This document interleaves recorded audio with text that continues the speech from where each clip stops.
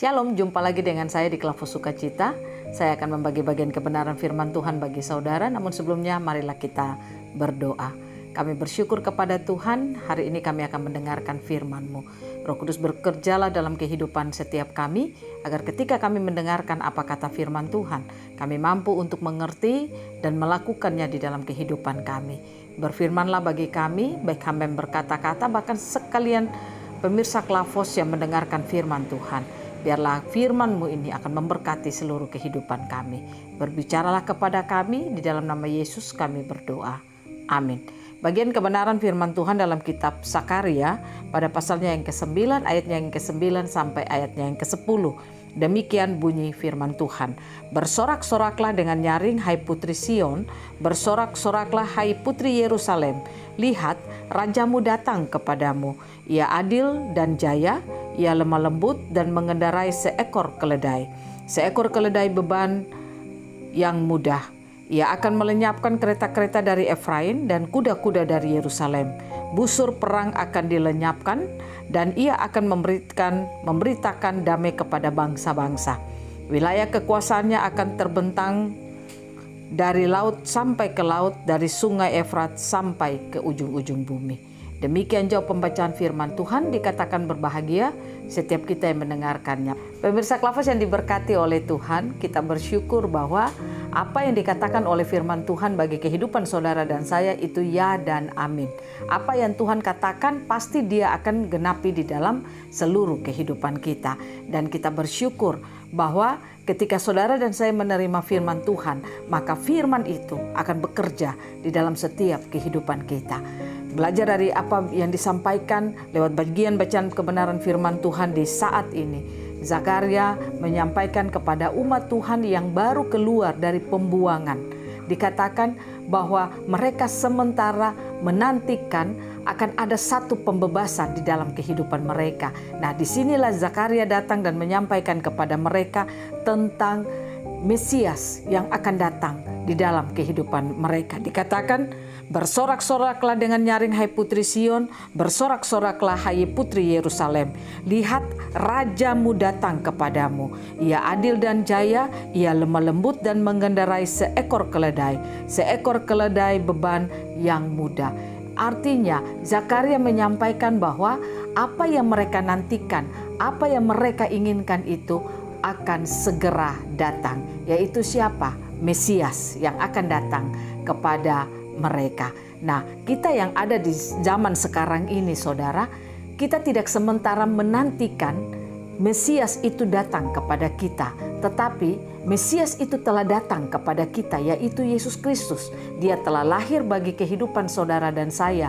Dia datang sebagai Raja Damai. Nah, oleh karena itu, ketika saudara dan saya menerima Kristus itu di dalam kehidupan kita, maka kita diinginkan Tuhan untuk bagaimana menyatakan Kristus itu melalui seluruh kehidupan saudara dan saya. Artinya dimanapun kita berada, kalau Dia Raja Damai datang dalam hidup kita, maka saudara dan saya harus menjadi pembawa damai di tengah-tengah kehidupan kita. Nah, oleh karena itu saudara dan saya sekali lagi tidak sementara menantikan Yesus yang akan lahir, tetapi Yesus itu sudah lahir. Saudara dan saya hanya merayakan kelahiran Yesus bagi kita. Itu bertanda saudara dan saya ketika merayakan kedatangan Mesias ini bukan sekedar satu hura-hura bagi kita, tapi apa yang kita rayakan ini harus menjadi gambaran bagi kita, harus mengajak kehidupan saudara dan saya yang sudah menerima kelahiran Yesus itu bagi kita, bagaimana kita menjalani hari-hari hidup kita setiap hari sebagai orang Kristen yang ada di tengah-tengah kehidupan dunia ini. Kita harus hidup seperti Mesias itu sendiri, karena dikatakan dalam Yesaya pada pasalnya yang ke-9 ayatnya yang ke-5, seorang bayi telah lahir bagi kita, tapi seorang putra diberikan bagi kita. Nah, oleh karena itu ingat, kita tidak diberikan bayi, tetapi kita diberikan putra. Itu berarti putra yang diberikan bagi saudara dan saya itu harus menjadi patron bagi kita. Artinya dia hadir sudah menjadi contoh bagi saudara dan saya. Mari kita belajar seperti putra yang diberikan bagi kita. Hidup dalam kedewasaan rohani, hidup selalu bergantung kepada Allah, hidup tahu apa yang Allah mau untuk kita lakukan. Itulah yang dilakukan oleh putra itu. Bersyukur Yesus lahir sebagai putra yang diberikan bagi saudara dan saya. Maka mari kita lihat raja yang akan datang itu bagi kita. Bagaimana kita menjalani hari-hari hidup kita ke depan, hidup sebagai orang-orang Kristen yang takut, taat kepada Tuhan. Itu yang harus kita lakukan di dalam kehidupan kita. Jadi sekali lagi, kita tidak merayakan Natal sebagai satu euforia, kita tidak merayakan Natal sebagai saat di mana kita hanya kumpul-kumpul dan kita bersenang-senang, kita hanya melakukan ibadah secara agamawi, tidak. Tetapi kelahiran Yesus bagi saudara dan saya sebagai tanda, mari kita hidup sebagai putra yang diberikan bagi kita. Hidup dalam kedewasaan rohani, hidup melakukan kehendak Bapa, hidup melakukan agenda Bapa, tahu apa yang Bapa inginkan. Itu yang kita lakukan, karena saya percaya setiap kehidupan saudara dan saya yang melakukan apa kata firman Tuhan, mengerti apa yang Tuhan mau kita lakukan, maka kita akan dapat hidup sebagai putra yang diberikan bagi kita. Sehingga perjalanan kehidupan kita akan mampu untuk menghadapi setiap tantangan-tantangan yang datang di dalam kehidupan kita. Bukan saja itu, bahkan kita mampu untuk mengalahkan setiap manifestasi iblis yang bergerak di dalam setiap kehidupan kita. Oleh karena itu saudara, mari kita belajar untuk melakukan apa kata firman Tuhan di dalam kehidupan kita. Zakaria bernubuat bagi umat Tuhan saat itu. Tetapi saudara dan saya percaya apa yang dinubuatkan Zakaria ini telah kita alami dalam hidup kita sekarang ini. Hiduplah sebagai anak Tuhan yang dewasa dalam rohanimu, hiduplah sebagai anak Tuhan yang mengerti kehendak Tuhan. Itulah Natal yang sesungguhnya bagi kehidupan saudara dan saya. Tuhan Yesus memberkati kita, biarlah menyambut kelahiran Yesus Kristus akan membawa sukacita bagi setiap kita. Amin. Mari kita berdoa. Bapa, terima kasih.